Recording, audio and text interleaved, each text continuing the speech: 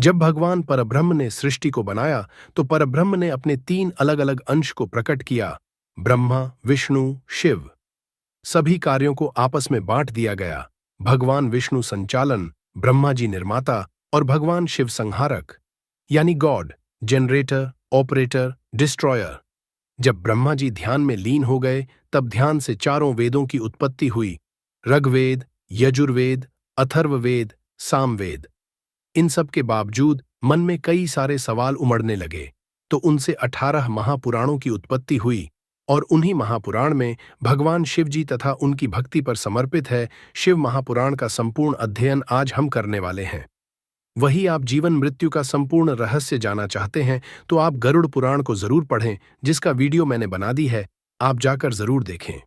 और अगर आप लोग चैनल पर पहली बार आए हैं तो चैनल को सब्सक्राइब कर दें और वीडियो को लाइक करना बिल्कुल भी ना भूलें, क्योंकि हम आपके लिए ऐसे ही शानदार वीडियो लेकर आते रहते हैं। कृपया एक लाइक और एक सब्सक्राइब के साथ शुरू करते हैं शिव महापुराण। सर्वप्रथम भगवान गणेश जी का स्मरण करते हुए वीडियो शुरू करते हैं। नमो पार्वती नमो नमः, हर हर महादेव। हे भगवान परब्रह्म, हम सभी को अपने मन वाणी से पवित्र कीजिए और शिव महापुराण पढ़ने का सौभाग्य प्रदान कीजिए। अध्याय 1। शौनक आर्षि ने महर्षि सूत जी से पूछा कि इस कलयुग में जब लोग क्रोध, मोह, अहंकार और तमसिक प्रवृत्तियों में डूबे हुए हैं, तब उनके अंतःकरण की शुद्धि कैसे हो सकती है। उन्होंने एक ऐसा उपाय जानना चाहा जो सबसे पवित्र, कल्याणकारी और शीघ्र फल देने वाला हो, जिससे मनुष्य शिव की भक्ति प्राप्त कर सके और परम शांति को पा सके। इस पर महर्षि सूत जी ने उत्तर दिया कि शिव पुराण ही वह सर्वोत्तम ग्रंथ है जो सभी शास्त्रों का सार है और भक्ति, ज्ञान तथा वैराग्य को बढ़ाने वाला है। जो कोई भी श्रद्धा से इसका पाठ करता या सुनता है, उसे शिव जी की कृपा प्राप्त होती है और अंततः वह शिवलोक जाता है। सूत जी ने आगे कहा कि शिव पुराण स्वयं भगवान शिव द्वारा बताया गया ज्ञान है, जो संसार के सभी दुखों और कलयुग की बुराइयों से रक्षा करता है। इस ग्रंथ को गुरुदेव व्यास जी ने संकलित किया और इसका मूल उद्देश्य है कि कलयुग में जन्म लेने वाले लोगों को सच्चे मार्ग पर चलने की प्रेरणा देना। यह ग्रंथ 24,000 श्लोकों से युक्त है और 7 संहिताओं में विभाजित है, जो धर्म, अर्थ, काम और मोक्ष, इन चारों पुरुषार्थों को देने में सक्षम है। जो व्यक्ति इसे श्रद्धा और भक्ति से पढ़ता या सुनता है, वह इस लोक में सुख भोग कर अंततः शिव पद को प्राप्त करता है। भगवान शिव की कृपा अपार है। एक बार एक गरीब व्यक्ति जो बहुत से पापों में लिप्त था, गलती से भी शिव पुराण का पाठ सुन लिया। तब भी भगवान शिव ने उसे क्षमा कर दिया और अंत में उसे अपने धाम में स्थान दिया। इसी तरह एक भक्त जिसने पूरे मन और श्रद्धा से शिव पुराण का पाठ किया, उसे अगले जन्म में राजसुख प्राप्त हुआ और अंत में कैलाश धाम जाने का सौभाग्य मिला। इसलिए जो भी मनुष्य अपने जीवन में शांति, सुख और मोक्ष चाहता है, उसे प्रेम पूर्वक शिव पुराण का पाठ करना चाहिए। यह ग्रंथ कानों के लिए अमृत के समान है और इसे सुनने मात्र से व्यक्ति के सभी पाप नष्ट हो जाते हैं। महादेव भक्तों के मन की हर इच्छा पूर्ण करते हैं और जो उनके इस पवित्र ग्रंथ का आदर करता है, उसे सांसारिक और आध्यात्मिक दोनों लाभ प्राप्त होते हैं। शिव पुराण केवल एक ग्रंथ नहीं, बल्कि स्वयं भगवान शिव का दिव्य वाणी स्वरूप है, जिसे पढ़कर और सुनकर मनुष्य अपनी आत्मा को शुद्ध कर सकता है और अंततः महादेव की कृपा से मोक्ष प्राप्त कर सकता है। अध्याय 2। शौनक आर्षि ने सूत जी से कहा, हे महाभाग, आप धन्य हैं जो हमें इतनी दिव्य कथा सुना रहे हैं।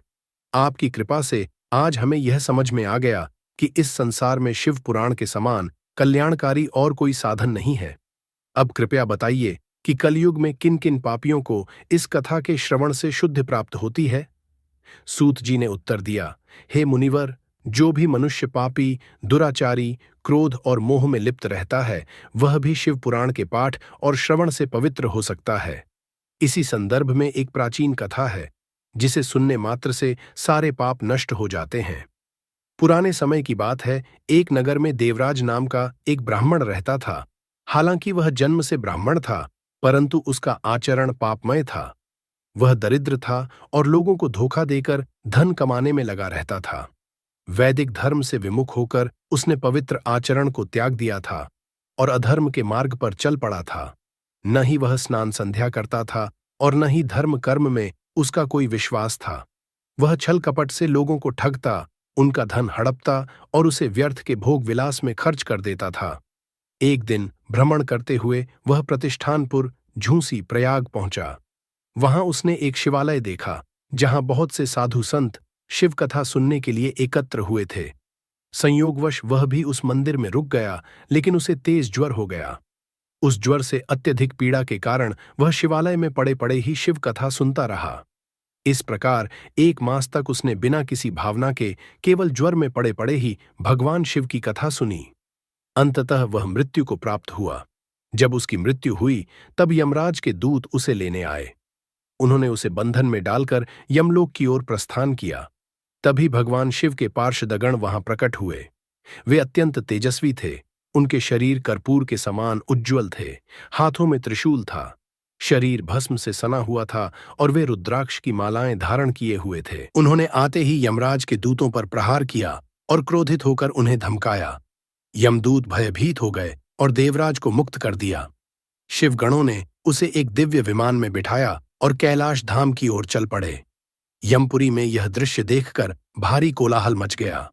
उस शोरगुल को सुनकर स्वयं धर्मराज यमराज अपने भवन से बाहर आए। जब उन्होंने उन तेजस्वी शिवगणों को देखा तो वे आश्चर्यचकित रह गए।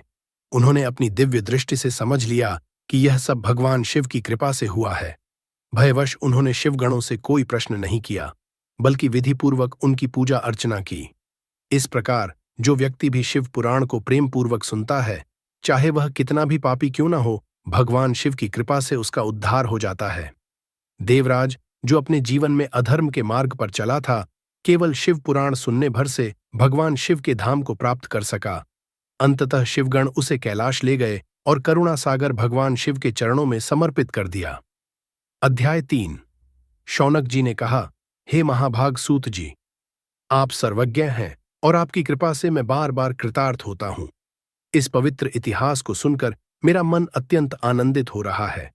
इसलिए मैं आपसे विनम्र निवेदन करता हूं कि कृपया अब भगवान शिव से संबंधित और भी कथाएं सुनाएं, जो हमारे हृदय में शिव भक्ति को और अधिक बढ़ाए। सूत जी बोले, हे शौनक, ध्यानपूर्वक सुनो, मैं तुम्हारे सामने एक गोपनीय कथा का वर्णन करूंगा। चूंकि तुम शिव भक्तों में अग्रगण्य और वेद वेदांत के महान ज्ञाता हो, इसलिए तुम्हें यह कथा सुनाने में कोई आपत्ति नहीं। समुद्र के निकटवर्ती प्रदेशों में वाशकल नामक एक ग्राम है, जहां वैदिक धर्म से विमुख महापापी और दुराचारी ब्राह्मण निवास करते हैं। वे सभी अत्यंत दुष्ट प्रवृत्ति के हैं, खेती करते हैं और विभिन्न प्रकार के अस्त्र शस्त्र धारण किए रहते हैं। वे व्यभिचारी और खल स्वभाव के हैं। उनमें से किसी को भी इस बात की जरा भी समझ नहीं कि ज्ञान, वैराग्य और धर्म का पालन ही मनुष्य के लिए परम पुरुषार्थ है। वे सभी पशु बुद्धि वाले हैं, और जिस स्थान के ब्राह्मण ही इस प्रकार के हों, वहां के अन्य वर्णों के लोगों के आचरण की तो कल्पना ही की जा सकती है।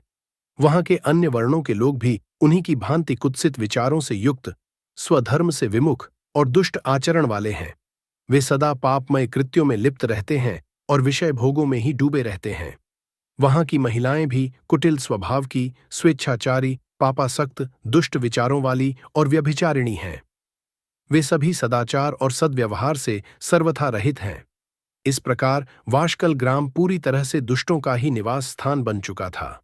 इसी वाशकल ग्राम में कभी बिंदुक नामक एक ब्राह्मण निवास करता था। वह अत्यंत दुरात्मा, महापापी और अधम प्रवृत्ति का व्यक्ति था। यद्यपि उसकी पत्नी अत्यंत सुंदर थी, फिर भी वह कुमार्ग पर ही चलता रहा। उसकी पत्नी का नाम चंचुला था। वह धर्मपरायण थी और सदैव उत्तम आचरण का पालन करती थी, किंतु बिंदुक उसका साथ छोड़कर वेश्याओं के संसर्ग में लिप्त रहता था। इस प्रकार वह अपने कुकर्मों में इतना लिप्त हो गया कि उसके जीवन के अनेक वर्ष इसी तरह व्यर्थ निकल गए। चंचुला यद्यपि अपने पति के दुष्कर्मों से पीड़ित थी, फिर भी वह स्वधर्म से विमुख नहीं हुई। उसने दीर्घकाल तक संयम और धर्म का पालन किया, परंतु अंततः बिंदुक के दुराचार से प्रभावित होकर वह भी कुमार्ग की ओर प्रवृत्त हो गई। इस प्रकार वे दोनों पति पत्नी अधर्म में लिप्त होकर अपना जीवन व्यर्थ गंवाने लगे। समय बीतने के साथ ही बिंदुक, जो एक शूद्र जाति की वेश्या का पति बन चुका था, अपनी पाप कर्मों के कारण मृत्यु को प्राप्त हुआ। मरने के पश्चात उसे नरक भेज दिया गया, जहां उसने अत्यंत भयंकर यातनाएं भोगीं। नरक में दीर्घकाल तक दंड भोगने के पश्चात वह विंध्य पर्वत पर एक भयंकर पिशाच के रूप में जन्मा। इधर बिंदुक की मृत्यु के बाद उसकी पत्नी चंचुला अपने पुत्रों के साथ घर में रहने लगी। एक दिन दैव योग से जब किसी पुण्य पर्व का आगमन हुआ तो वह अपने भाई बंधुओं के साथ गोकर्ण प्रदेश की तीर्थयात्रा पर चली गई। तीर्थयात्रियों के संग जाकर उसने भी किसी पवित्र तीर्थ में स्नान किया।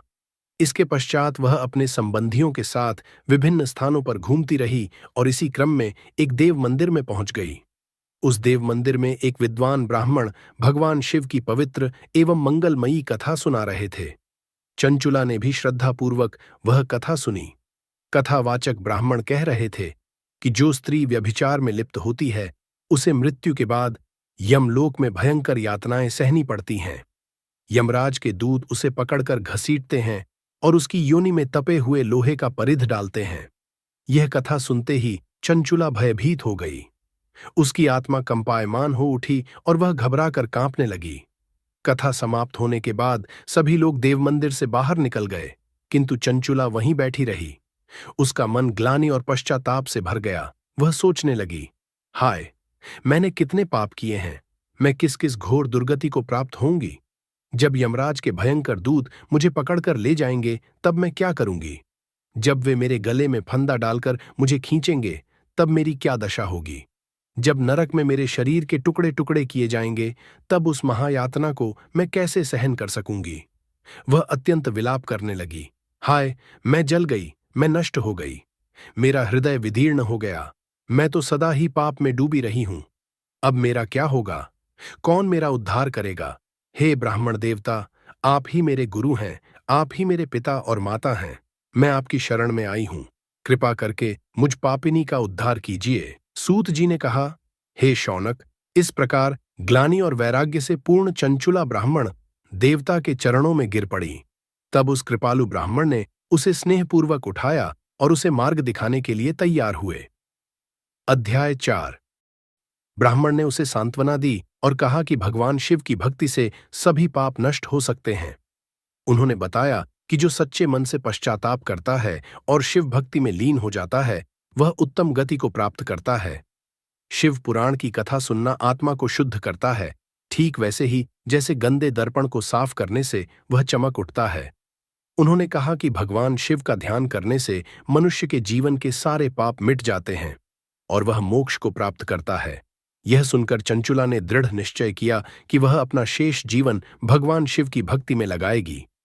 वह उसी स्थान पर रही और ब्राह्मण से शिव पुराण की कथा सुनने लगी। इस कथा के प्रभाव से उसका हृदय शुद्ध हो गया और उसमें शिव के प्रति अपार श्रद्धा उत्पन्न हुई। वह भक्ति, ज्ञान और वैराग्य से युक्त हो गई और निरंतर भगवान शिव का ध्यान करने लगी। समय पूरा होने पर उसने बिना किसी कष्ट के अपने शरीर का त्याग किया।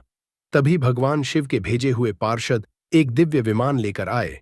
वे अत्यंत सुंदर, तेजस्वी और दिव्य आभूषणों से सुशोभित थे। उन्होंने चंचुला को उस विमान में बिठाया और तुरंत शिवलोक पहुंचा दिया। वहां उसका रूप दिव्य हो गया। उसके मस्तक पर अर्धचंद्र मुकुट था और वह दिव्य आभूषणों से विभूषित थी। शिवपुरी पहुंचकर उसने स्वयं भगवान शिव और माता पार्वती के दर्शन किए। भगवान शिव करोड़ों सूर्यों के समान चमक रहे थे। उनका कंठ नील वर्ण का था और उनके 5 मुख थे, जिनमें प्रत्येक में 3-3 नेत्र थे। उनके वामांग में माता पार्वती विराजमान थीं, जो विद्युत ज्योति के समान दमक रही थीं। भगवान शिव के साथ गणेश, भृंगी, नंदीश्वर, वीरभद्र और अन्य गण भी उपस्थित थे। चंचुला ने आनंदपूर्वक भगवान शिव को प्रणाम किया और उसके नेत्रों से आनंद के आंसू बहने लगे। भगवान शिव और माता पार्वती ने प्रेम पूर्वक उसे अपने पास बुलाया। माता पार्वती ने उसे अपनी सखी बना लिया। इस प्रकार चंचुला शिवलोक में निवास करने लगी और अखंड दिव्य आनंद का अनुभव करने लगी। इस कथा से यह शिक्षा मिलती है कि भगवान शिव की भक्ति से सभी पापों का नाश हो सकता है। सच्चे मन से शिव की आराधना करने से जीवन सुधर सकता है और मृत्यु के बाद व्यक्ति को मोक्ष प्राप्त हो सकता है। शिव पुराण की कथा सुनने, मनन करने और भगवान शिव के चरणों में समर्पित होने से आत्मा को शुद्धि मिलती है और उसे संसार के बंधनों से मुक्ति मिलती है। अध्याय 5। एक दिन परम आनंद में मग्न हुई चंचुला उमा देवी के पास गई और दोनों हाथ जोड़कर प्रणाम करके उनकी स्तुति करने लगी। उसने कहा, गिरिराज नंदिनी, स्कंदमाता उमे, मनुष्यों ने सदा आपका सेवन किया है। समस्त सुखों को देने वाली शंभु प्रिय, आप ब्रह्म स्वरूपिणी हैं। विष्णु और ब्रह्मा आदि देवताओं द्वारा सेव्य हैं। आप ही संसार की सृष्टि, पालन और संहार करने वाली हैं। तीनों गुणों का आश्रय भी आप ही हैं। ब्रह्मा, विष्णु और महेश्वर, इन तीनों देवताओं का निवास स्थान तथा उनकी उत्तम प्रतिष्ठा करने वाली पराशक्ति भी आप ही हैं। इसके बाद सद्गति को प्राप्त चंचुला महेश्वर पत्नी उमा की स्तुति करके सिर झुकाए चुप हो गई। उसके नेत्रों में प्रेम के आंसू उमड़ आए। तब करुणा से भरी भक्तवत्सला पार्वती देवी ने चंचुला को संबोधित कर कहा, सखी चंचुले, सुंदरी, मैं तुम्हारी इस स्तुति से अत्यंत प्रसन्न हुई। बोलो, क्या वर मांगती हो? तुम्हारे लिए मुझे कुछ भी देने योग्य नहीं है। चंचुला बोली, निष्पाप गिरिराज कुमारी, मेरे पति बिंदुक इस समय कहाँ हैं, उनकी कैसी गति हुई है, यह मैं नहीं जानती। मैं अपने पतिदेव से जिस प्रकार संयुक्त हो सकूं, वैसा कोई उपाय कीजिए। चंचुला ने कहा, मेरे पति एक शूद्र जाति की वेश्या के प्रति आसक्त थे और पाप में ही संलग्न रहते थे। उनकी मृत्यु मेरी मृत्यु से पूर्व ही हो चुकी थी। मुझे कोई आभास नहीं है कि वे किस गति को प्राप्त हुए। गिरिजा बोली, बेटी, बिंदुक नामक तुम्हारा पति बड़ा पापी था। उसका अंतःकरण बहुत ही दूषित था। वेश्या का उपभोग करने वाला वह महामूढ़ मरने के बाद नरक में पड़ा और अनगिनत वर्षों तक भयंकर यातनाएं भोगता रहा। अब वह अपने शेष पापों को भोगने के लिए विंध्य पर्वत पर पिशाच बनकर बैठा है और अनेक प्रकार के कष्ट सह रहा है। गौरी देवी की यह बात सुनकर उत्तम व्रत का पालन करने वाली चंचुला अपने पति के महान दुख से व्यथित हो गई। फिर मन को स्थिर करके उसने महेश्वरी को प्रणाम किया और व्यथित हृदय से पूछा, महेश्वरी, महादेवी, मुझ पर कृपा कीजिए और मेरे दुष्ट कर्मकांडी पति का उद्धार कर दीजिए। देवी, कुत्सित बुद्धि वाले मेरे उस पापी पति को किस उपाय से उत्तम गति प्राप्त हो सकती है, यह शीघ्र बताइए। पार्वती जी ने कहा, तुम्हारा पति यदि शिव पुराण की पुण्यमयी कथा सुने तो सारी दुर्गति से मुक्त होकर उत्तम गति प्राप्त कर सकता है। देवी पार्वती का यह अमृत के समान मधुर वचन सुनकर चंचुला ने हाथ जोड़कर उन्हें बार बार प्रणाम किया और प्रार्थना की कि उसके पति के समस्त पापों की शुद्ध तथा उत्तम गति प्राप्ति के लिए शिव पुराण सुनाने की व्यवस्था की जाए। भक्तवत्सला पार्वती जी को दया आ गई। उन्होंने शिव की उत्तम कीर्ति का गान करने वाले गंधर्वराज तुम्बरु को बुलाकर आदेश दिया, तुम्बरु, तुम मेरी इस सखी के साथ शीघ्र ही विंध्य पर्वत पर जाओ। वहां एक भयंकर पिशाच निवास करता है। पूर्व जन्म में वह बिंदुक नामक ब्राह्मण था और मेरी इस सखी चंचुला का पति था, लेकिन वह वेश्यागामी हो गया था। गौरी देवी ने आगे कहा, उसने स्नान, संध्या आदि नित्य कर्म छोड़ दिए थे और अपवित्र रहने लगा था। वह अत्यंत दुष्ट स्वभाव का था। अभक्ष्य भोजन करता, सज्जनों से द्वेष करता, दुष्ट वस्तुओं का दान लेता और हिंसा में संलग्न रहता था। अंततः मृत्यु के बाद वह यमलोक में अनेक नरकों की यातना भोगकर अब विंध्य पर्वत पर पिशाच के रूप में भटक रहा है। तुम उसके समक्ष यत्नपूर्वक शिव पुराण की दिव्य कथा का प्रवचन करो। सूत जी बोले, शौनक, महेश्वरी उमा के आदेश से गंधर्वराज तुम्बरु अत्यंत प्रसन्न हुए और अपने भाग्य की सराहना की। तत्पश्चात वे चंचुला के साथ विमान पर बैठकर वेगपूर्वक विंध्याचल पर्वत पहुंचे, जहां वह पिशाच निवास करता था। वहां उन्होंने उस विकराल पिशाच को देखा जो कभी हंसता, कभी रोता, कभी उछलता था। तुम्बरु ने उस भयंकर पिशाच को पाशों में बांध लिया और महोत्सव युक्त स्थान बनाकर कथा कहने का निश्चय किया। शीघ्र ही इस शुभ कार्य का समाचार संपूर्ण लोकों में फैल गया। कथा सुनने के लिए अनेक देवर्षि वहां पहुंच गए। वहां एक दिव्य मंडप बना और तुम्बरु ने उस पिशाच को आसन पर बिठाया और वीणा लेकर शिवपुराण की कथा आरंभ की। तुम्बरु ने विधेश्वर संहिता से लेकर वायु संहिता तक संपूर्ण शिवपुराण का वर्णन किया।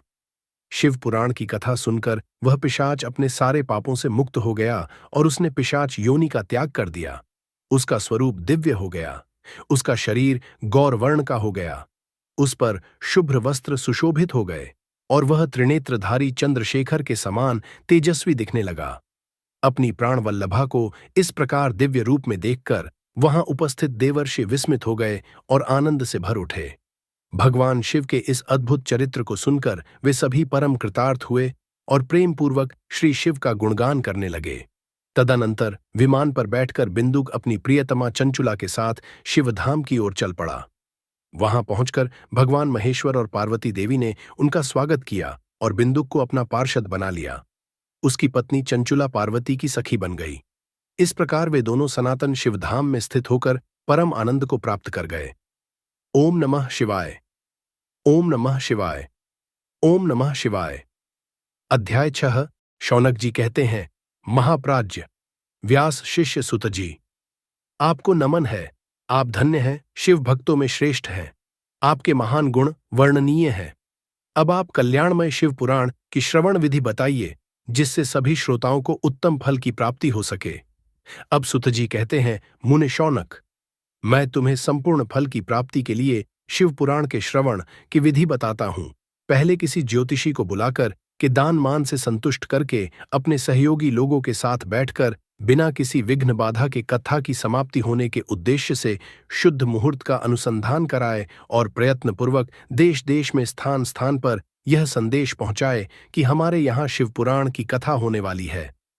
अपने कल्याण की इच्छा रखने वाले लोगों को कथा सुनने के लिए अवश्य यहाँ पधारना चाहिए। कुछ लोग भगवान श्री हरि की कथा से बहुत दूर हो चुके हैं। कितने ही स्त्री, शूद्र आदि भगवान शंकर के कथा कीर्तन से वंचित रहते हैं। उन सबको भी सूचित किया जाए, ऐसा प्रबंध होना चाहिए।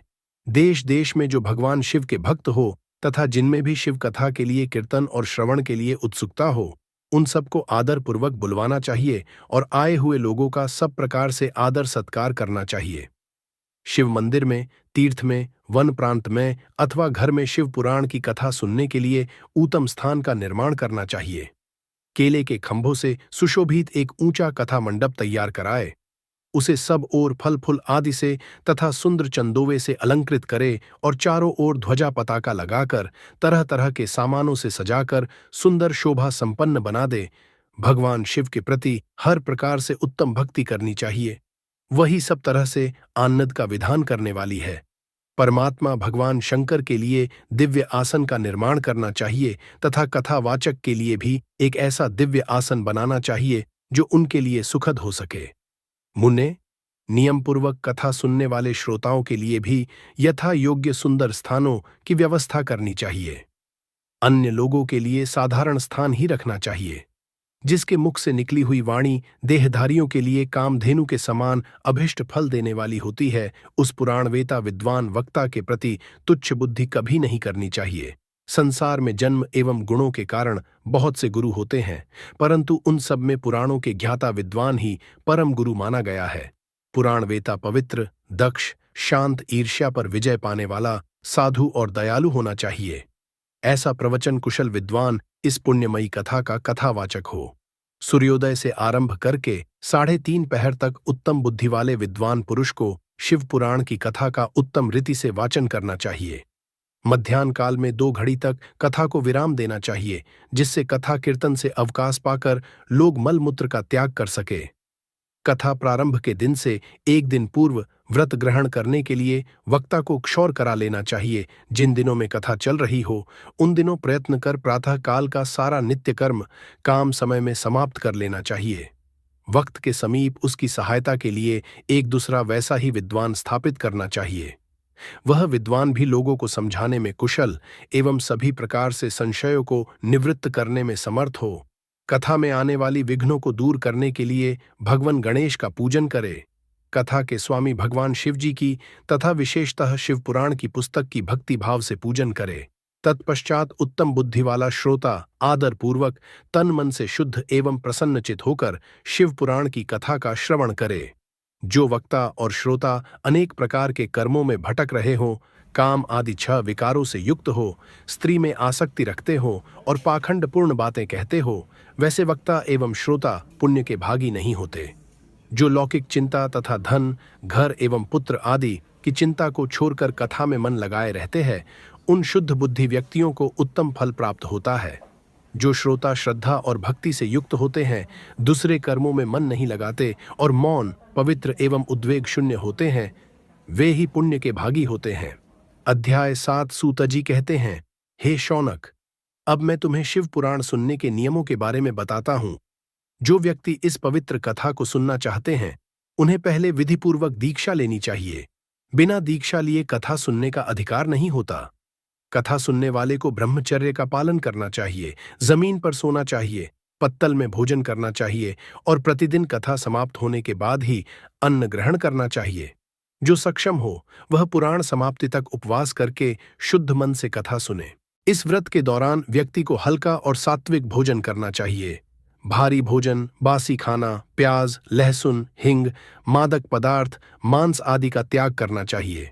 सुनने वाला व्यक्ति काम, क्रोध, लोभ, मोह, अहंकार और द्वेष जैसी बुरी आदतों को त्याग दे और हमेशा सच्चाई, शुद्धता, दया, मौन, सरलता और विनम्रता को अपनाए। चाहे वह किसी इच्छा पूर्ति के लिए कथा सुन रहा हो या मोक्ष प्राप्त करने के लिए, उसे नियम पूर्वक कथा सुननी चाहिए।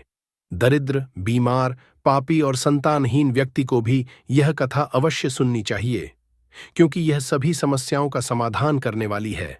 स्त्रियों को भी इस कथा को नियम पूर्वक सुनना चाहिए, चाहे वे किसी भी अवस्था में हों। कथा समाप्त होने पर भक्तिभाव से शिव पुराण ग्रंथ की पूजा करनी चाहिए, ठीक वैसे ही जैसे भगवान शिव की पूजा की जाती है। इसके बाद कथा सुनाने वाले विद्वान आचार्य की भी पूजा करनी चाहिए।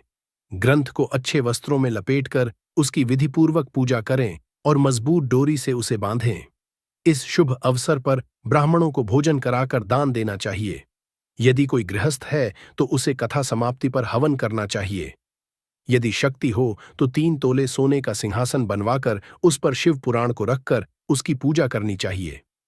फिर किसी योग्य आचार्य को ग्रंथ समर्पित कर देना चाहिए। इस ग्रंथ दान का फल यह होता है कि व्यक्ति भगवान शिव की कृपा से संसार के बंधनों से मुक्त हो जाता है। हे मुनि, यह शिव पुराण सबसे श्रेष्ठ पुराण है जिसे भगवान शिव अत्यंत प्रिय मानते हैं। यह सांसारिक दुखों को नष्ट करने वाला है। जो व्यक्ति हमेशा भगवान शिव का ध्यान करते हैं, उनकी महिमा का गुणगान करते हैं और उनकी कथा सुनते हैं, उनका जीवन सफल होता है। वे निश्चित रूप से इस संसार रूपी सागर से पार हो जाते हैं। भगवान शिव जो अनंत और आनंदमय हैं, उनकी शरण में जाने से सभी दुखों का अंत हो जाता है। दोस्तों, अगर आप लोग वीडियो में यहाँ तक आ चुके हैं तो मैं आपसे बस एक ही बात कहना चाहूँगा कि आप कृपया करके इस वीडियो को लाइक करें और अधिक से अधिक अपने दोस्तों को शेयर करें, जिससे हमारी सनातन संस्कृति का प्रसार हो और महाशिव पुराण पढ़ने का सौभाग्य सभी को प्राप्त हो। और कमेंट बॉक्स में हर हर महादेव जरूर लिखें। आप चाहे तो सुपर चैट के द्वारा अपने फाइनेंशियल सपोर्ट कर सकते हैं, जिससे मैं आप लोगों के लिए ऐसी वीडियो लेकर आता रहूं। ओम नमः शिवाय। ओम नमः शिवाय। अध्याय 8। व्यास जी कहते हैं, प्रयाग, जो एक पवित्र धार्मिक स्थल है और जहां गंगा यमुना का संगम होता है, वहां बहुत से महान तेजस्वी आर्षि मुनियों ने एक बड़ा ज्ञान यज्ञ आयोजित किया। इस यज्ञ का समाचार सुनकर परम ज्ञानी और पुराणों के महान विद्वान व्यास जी के शिष्य महामुनि सुत जी वहां पहुंचे। जैसे ही मुनियों ने सुत जी को आते देखा, वे सभी अत्यंत प्रसन्न हो गए और श्रद्धा से उनका स्वागत किया। फिर उन्होंने आदरपूर्वक हाथ जोड़कर सुत जी से कहा, हे परम ज्ञानी सुत जी, आपका भाग्य बहुत महान है, क्योंकि आपने स्वयं व्यास जी से संपूर्ण पुराणों का ज्ञान प्राप्त किया है। आपके पास आश्चर्यजनक कथाओं का भंडार है, ठीक वैसे ही जैसे समुद्र के भीतर अनगिनत बहुमूल्य रत्न होते हैं। आपको तीनों लोकों, भूत, भविष्य और वर्तमान की संपूर्ण जानकारी है। आप इस यज्ञ में पधारे हैं, यह हमारा सौभाग्य है। निश्चित रूप से आपका यहां आना व्यर्थ नहीं हो सकता, बल्कि यह हमारे लिए कल्याणकारी सिद्ध होगा। फिर वे मुनि बोले, हम पहले भी आपसे धर्म अधर्म की बातें सुन चुके हैं, लेकिन हमें उनसे कभी तृप्ति नहीं होती। हमें उन्हें बार बार सुनने की इच्छा होती है। इसलिए हे ज्ञानी सुत जी, हम आपसे एक महत्वपूर्ण प्रश्न पूछना चाहते हैं। यदि आपकी कृपा हो तो कृपया हमें इस विषय में ज्ञान दें। कलयुग में मनुष्य पुण्य कर्मों से दूर हो जाएंगे, वे बुरे कर्मों में लिप्त हो जाएंगे, झूठ बोलना उनकी आदत बन जाएगी। वे दूसरों की निंदा करेंगे, पराये धन पर लालच रखेंगे और पराई स्त्रियों में आसक्त रहेंगे। वे हिंसा करेंगे, अपने शरीर को ही आत्मा मानेंगे, मूर्ख और नास्तिक बन जाएंगे, माता पिता का आदर नहीं करेंगे। ब्राह्मण लोभ से भर जाएंगे और वेदों का ज्ञान बेचकर अपनी आजीविका चलाएंगे। वे केवल धन कमाने के लिए विद्या अर्जित करेंगे और अभिमान में डूबे रहेंगे। क्षत्रिय अपने धर्म का पालन छोड़ देंगे, वे साहसी और वीर न रहकर गलत कार्यों में लिप्त हो जाएंगे। शूद्र ब्राह्मणों के समान आचरण करने लगेंगे और बाहरी रूप से उज्ज्वल दिखने के लिए अच्छे वस्त्र धारण करेंगे, लेकिन उनके विचार धर्म के विरुद्ध होंगे। वे कुटिल स्वभाव के होंगे और द्विजों ब्राह्मणों की निंदा करेंगे। यदि वे धनवान हुए तो कुकर्मों में लग जाएंगे, और यदि विद्वान हुए तो व्यर्थ के तर्क वितर्क में उलझे रहेंगे। कलियुग की स्त्रियां भी अपने सदाचार को त्याग देंगी। वे अपने पति का सम्मान नहीं करेंगी, सास ससुर से झगड़ा करेंगी, बिना भय के मनमानी करेंगी, अनुचित भोजन करेंगी और बुरे स्वभाव की होंगी। वे अपने पति की सेवा नहीं करेंगी और परिवार की मर्यादा का पालन नहीं करेंगी। हे सुत जी, जब संसार में लोग इस तरह धर्म से भटक जाएंगे और अपने जीवन को पापमय बना लेंगे, तो उनके उद्धार का क्या उपाय है? हमें इस चिंता से मुक्त करने के लिए कृपया कोई ऐसा सरल उपाय बताइए जिससे इन सभी पापों का तुरंत नाश हो जाए। हम जानते हैं कि परोपकार से बड़ा कोई धर्म नहीं होता, इसलिए कृपया हमें ऐसा उपाय बताइए जिससे लोगों को सही मार्ग मिल सके और वे कल्याण की ओर बढ़ सकें। आप सभी सिद्धांतों के ज्ञाता हैं, इसलिए हमें इस बारे में ज्ञान देने की कृपा करें। अध्याय 9। सूत जी ने भगवान शिव का स्मरण कर मुनियों से कहा, हे महात्माओं, आपने बहुत ही उत्तम प्रश्न किया है जो तीनों लोकों के लिए कल्याणकारी है। मैं अपने गुरुदेव व्यास जी को याद करके आपके स्नेह के कारण इस विषय का वर्णन करूंगा। आप सभी आदरपूर्वक इसे सुने। शिव पुराण सबसे उत्तम ग्रंथ है। यह वेदों का सार है और इसे पढ़ने और सुनने से मनुष्य के सभी पाप नष्ट हो जाते हैं। यह न केवल इस लोक में बल्कि परलोक में भी परम कल्याणकारी है और कलियुग के दोषों का नाश करने वाला है। इसमें भगवान शिव के दिव्य चरित्र और उनके उत्तम यश का वर्णन किया गया है। शिव पुराण धर्म, अर्थ, काम और मोक्ष इन चारों पुरुषार्थों को देने वाला है और प्रभाव लगातार बढ़ता जा रहा है। केवल इसके अध्ययन से ही कलियुग के पापों में फंसे जीव श्रेष्ठ गति को प्राप्त कर सकते हैं। कलियुग के पाप तभी तक प्रबल रहेंगे जब तक शिव पुराण का प्रचार नहीं होगा। यह पुराण वेदों के समान प्रामाणिक माना गया है। भगवान शिव ने ही इसका प्रणयन किया था। यह 12 संहिताओं में विभाजित है, जिनके नाम इस प्रकार हैं: विद्येश्वर संहिता, रुद्र संहिता, विनायक संहिता, उमा संहिता, मातृ संहिता, एकादश रुद्र संहिता, कैलाश संहिता, शतरुद्र संहिता, कोटिरुद्र संहिता, सहस्त्रकोटि रुद्र संहिता, वायवीय संहिता, धर्म संहिता। शिव पुराण में कुल 1,00,000 श्लोक थे, लेकिन महर्षि व्यास ने इसे संक्षिप्त कर 24,000 श्लोकों में प्रस्तुत किया। पुराणों की सूची में इसका स्थान चौथा है। भगवान शिव ने सृष्टि के आरंभ में 100 करोड़ श्लोकों का एक विशाल पुराण बनाया था, लेकिन द्वापर युग में महर्षि व्यास ने 18 पुराणों में इसे विभाजित कर दिया, जिससे सभी पुराणों का संक्षिप्त स्वरूप मात्र 4,00,000 श्लोकों का रह गया। तब शिव पुराण का संकलन 24,000 श्लोकों में किया गया। शिव पुराण वेदों के समान प्रामाणिक और 7 संहिताओं में विभाजित है: विद्येश्वर संहिता, रुद्र संहिता, शतरुद्र संहिता, कोटिरुद्र संहिता, उमा संहिता, कैलाश संहिता, वायवीय संहिता। यह दिव्य शिव पुराण वेदों के तुल्य प्रामाणिक और मोक्ष प्रदान करने वाला है। स्वयं भगवान शिव ने इसका प्रतिपादन किया है और इसे महर्षि व्यास ने संक्षेप में संकलित किया। यह सभी जीवों के लिए लाभकारी है और तीनों प्रकार के दुखों, शारीरिक, मानसिक और आध्यात्मिक को दूर करने वाला है। यह अतुलनीय ग्रंथ सत्पुरुषों को परम कल्याण प्रदान करता है। इसमें वेदांत का गूढ़ ज्ञान, सत्य, धर्म और निष्कपट भक्ति का विस्तार से वर्णन किया गया है। अध्याय 10। ब्रह्मा और विष्णु ने भगवान शिव से पूछा, प्रभु, सृष्टि के 5 कार्य कौन कौन से हैं? कृपया हमें विस्तार से बताइए। भगवान शिव बोले, मेरे कार्यों को समझना बहुत कठिन है, फिर भी मैं अपनी कृपा से तुम्हें इनकी जानकारी देता हूं। ये 5 कार्य हैं। 1.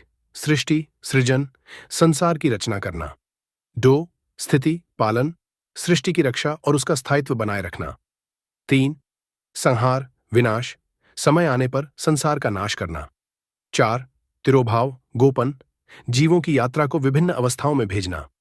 5. अनुग्रह, कृपा, जीवों को इन सब बंधनों से मुक्त करके मोक्ष प्रदान करना। भगवान शिव ने बताया, सृष्टि, पालन, संहार और तिरोभाव से संसार का विस्तार होता है, जबकि अनुग्रह, कृपा ही मोक्ष का कारण है। यह सदा मुझ में ही स्थित रहता है। मेरे भक्त इन 5 कार्यों को 5 तत्वों में देखते हैं: सृष्टि पृथ्वी में, स्थिति जल में, संहार अग्नि में, तिरोभाव वायु में, अनुग्रह आकाश में। इन्हीं 5 कार्यों को करने के लिए मेरे 5 मुख हैं, 4 दिशाओं में 4 मुख, और 5वां मुख इनके बीच में स्थित है। ब्रह्मा और विष्णु, तुम दोनों ने तपस्या करके मुझसे सृष्टि और स्थिति का कार्य प्राप्त किया है जो तुम्हें प्रिय है। रुद्र और महेश्वर ने मुझसे संहार और तिरोभाव के कार्य प्राप्त किए हैं, लेकिन अनुग्रह मोक्ष का कार्य कोई दूसरा नहीं कर सकता। इसलिए रुद्र और महेश्वर को मैंने अपनी समानता प्रदान की है। वे रूप, वेश, वाहन, आसन और अयुद्ध में मेरे समान ही हैं।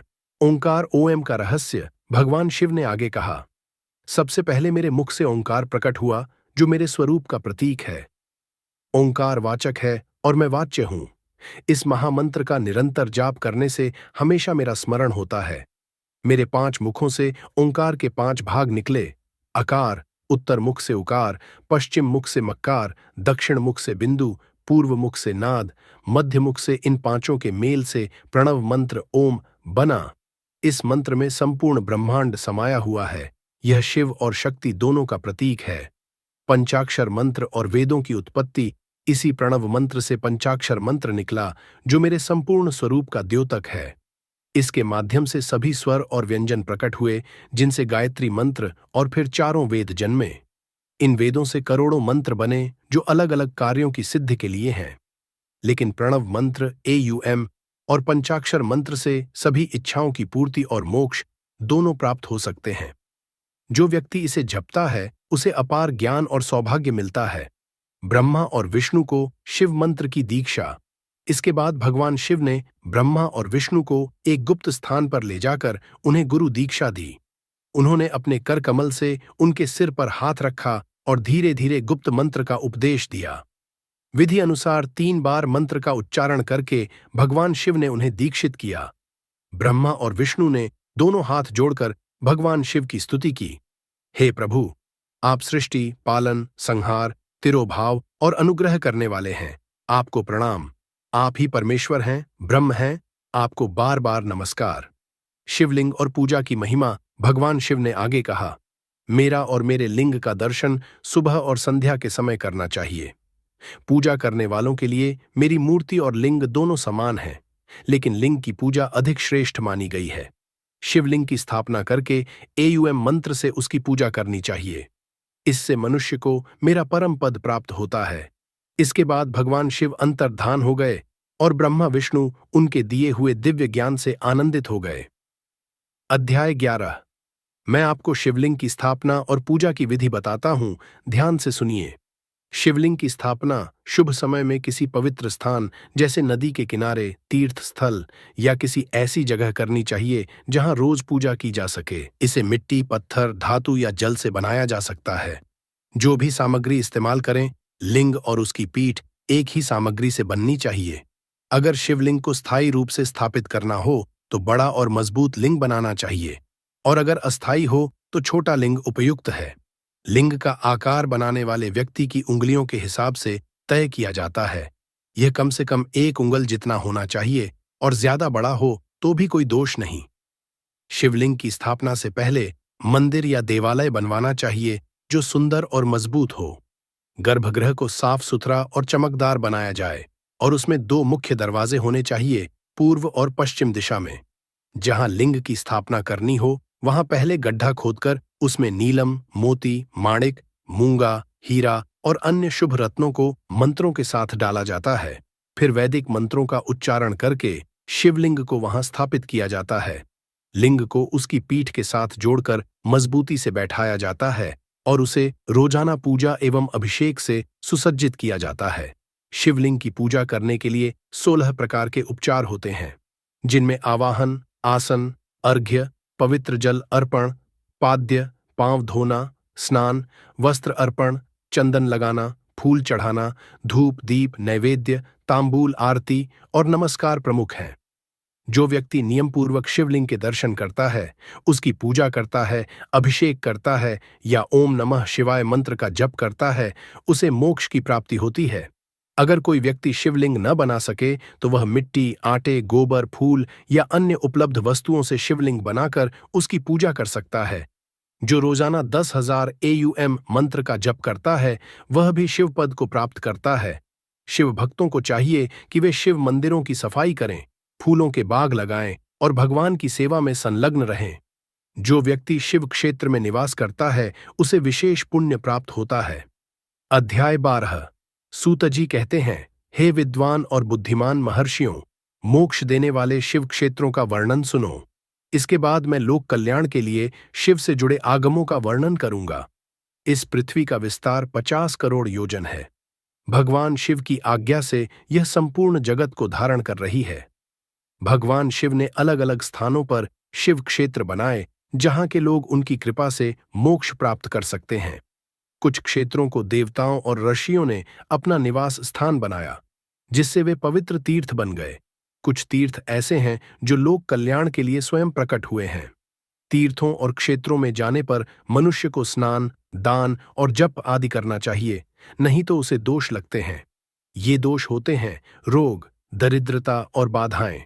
जो व्यक्ति भारत में मृत्यु को प्राप्त करता है वह अपने पुण्य के अनुसार ब्रह्मलोक में वास करता है और पुण्य समाप्त होने पर पुनः मनुष्य योनि में जन्म लेता है। पुण्य क्षेत्रों में पाप करना और भी घातक होता है, इसलिए वहां रहते समय बहुत सावधानी रखनी चाहिए। सिंधु और सतलुज नदियों के किनारे कई पुण्य क्षेत्र हैं। सरस्वती नदी बहुत पवित्र है और इसकी 60 धाराएं बताई गई हैं। जो इसके तट पर रहते हैं वे क्रमशः ब्रह्मलोक को प्राप्त कर लेते हैं। हिमालय से निकली गंगा 100 धाराओं वाली नदी है। इसके किनारे काशी, प्रयाग आदि पवित्र क्षेत्र हैं। जब सूर्य मकर राशि में आता है तब गंगा का जल और भी पुण्यदायक हो जाता है। शोणभद्र नदी की 10 धाराएं हैं। जब बृहस्पति मकर राशि में होता है तब इसमें स्नान से विशेष फल मिलता है। नर्मदा की 24 धाराएं हैं। इसमें स्नान और तट पर निवास करने से वैष्णव पद की प्राप्ति होती है। तमसा और रेवा क्रमशः 12 और 10 धाराओं वाली नदियां हैं।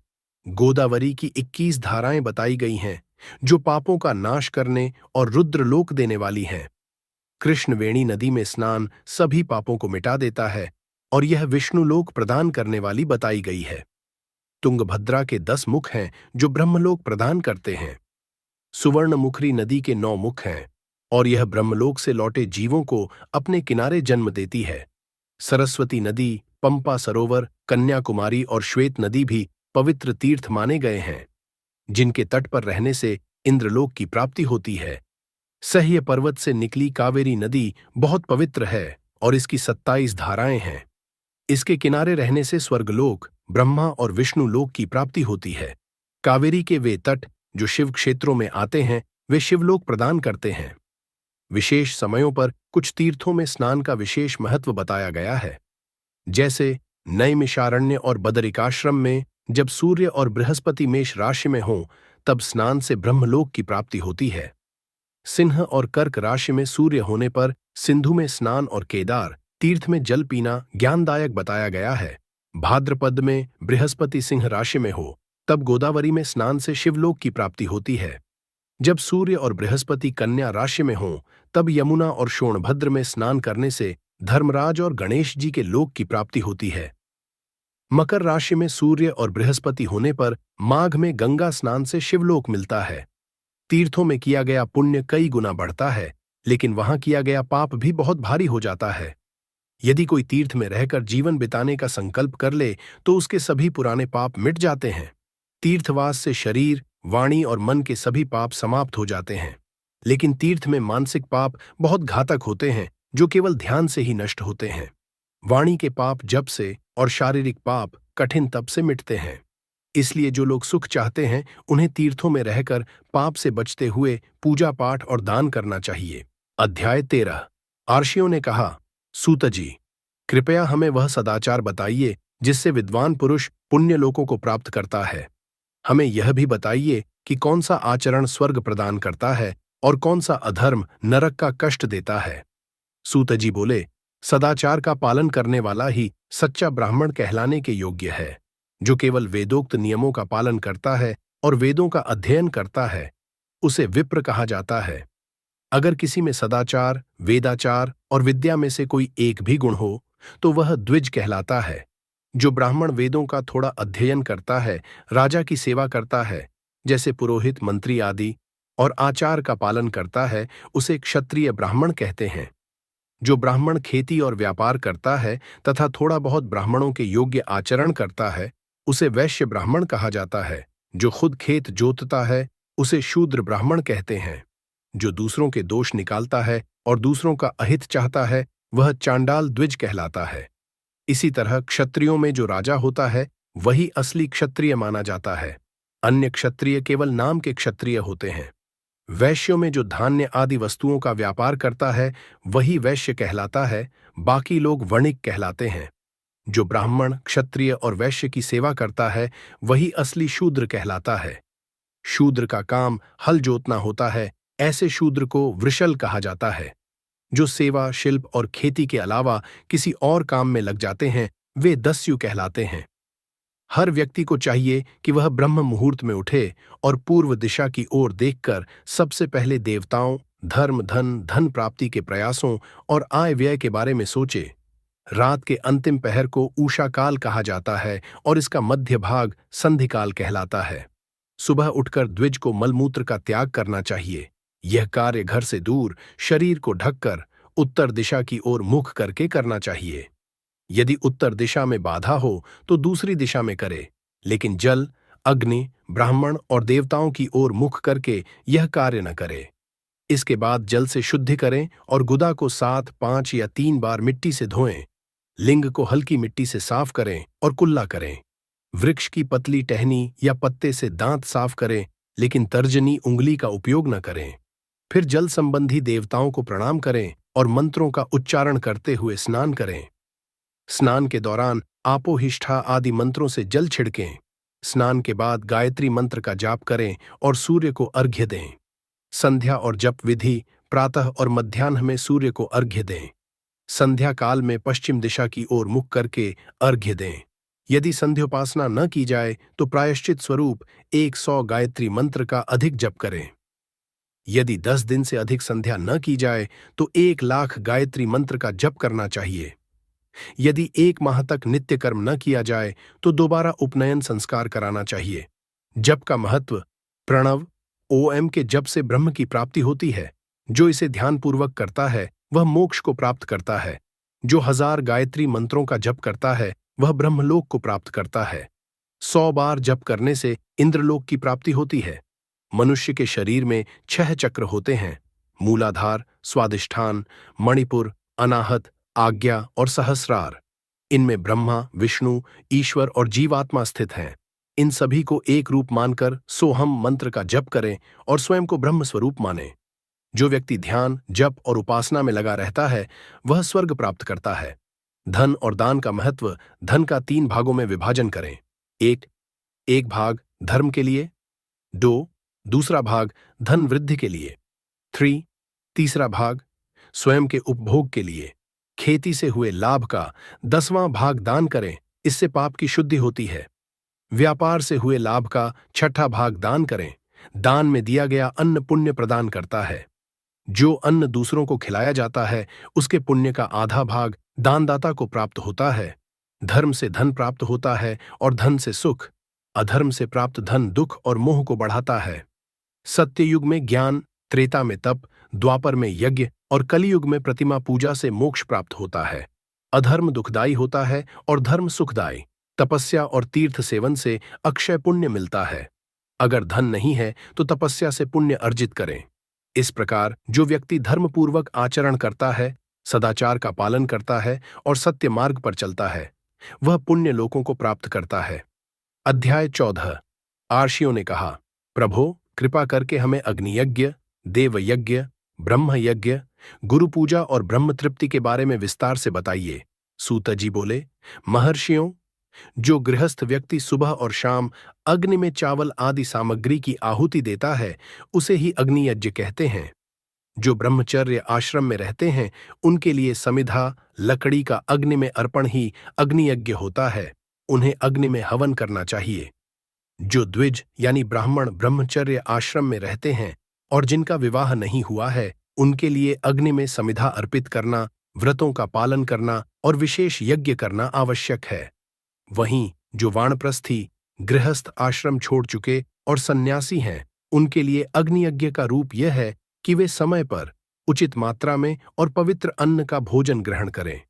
शाम को अग्नि में दी गई आहुति से संपत्ति मिलती है और सुबह सूर्य को दी गई आहुति से आयु बढ़ती है। दिन के समय अग्निदेव सूर्य में स्थित होते हैं, इसलिए सूर्य को दी गई आहुति भी अग्नियज्ञ का ही भाग मानी जाती है। देवताओं के लिए जो हवन किया जाता है उसे देव यज्ञ कहा जाता है। स्थालीपाक आदि यज्ञ भी देव यज्ञ के अंतर्गत आते हैं। संस्कारों जैसे चूड़ाकरण के लिए किए गए हवन भी देव यज्ञ में गिने जाते हैं। ब्रह्म यज्ञ का अर्थ है देवताओं की तृप्ति के लिए वेदों का अध्ययन और स्वाध्याय। इसे प्रातःकाल के नित्य कर्म के बाद किया जाता है और रात्रि में इसका विधान नहीं है। महादेव जी ने सृष्टि के आरंभ में 7 वारों, रविवार से शनिवार तक की रचना की, जिससे संसार का कल्याण हो। उन्होंने इन वारों को अलग अलग देवताओं से जोड़ा, जैसे ग्रहों और वारों के अनुसार दान और हवन करने से विशेष फल मिलते हैं। रविवार को सूर्य के लिए, सोमवार को चंद्रमा के लिए, मंगलवार को काली के लिए, बुधवार को विष्णु के लिए, गुरुवार को देवताओं की पुष्टि के लिए, शुक्रवार को भोग प्राप्ति के लिए और शनिवार को शनिदेव के लिए हवन और दान करना लाभकारी होता है। देवताओं की पूजा करने से मनुष्य को आरोग्य, धन, आयु और सुख प्राप्त होते हैं। जो लोग प्रतिदिन अपनी शक्ति अनुसार देवताओं की पूजा करते हैं, वे पुण्य के भागी होते हैं और स्वर्ग एवं पृथ्वी पर अच्छे फल प्राप्त करते हैं। धनी व्यक्ति को धर्म के कार्यों में योगदान देना चाहिए, जैसे वृक्ष लगाना, जलाशय बनवाना, वेद शास्त्रों की शिक्षा के लिए पाठशाला खोलना आदि। अध्याय 15। ऋषियों ने कहा, सूत जी, आप सभी चीजों के जानकारों में सबसे श्रेष्ठ हैं।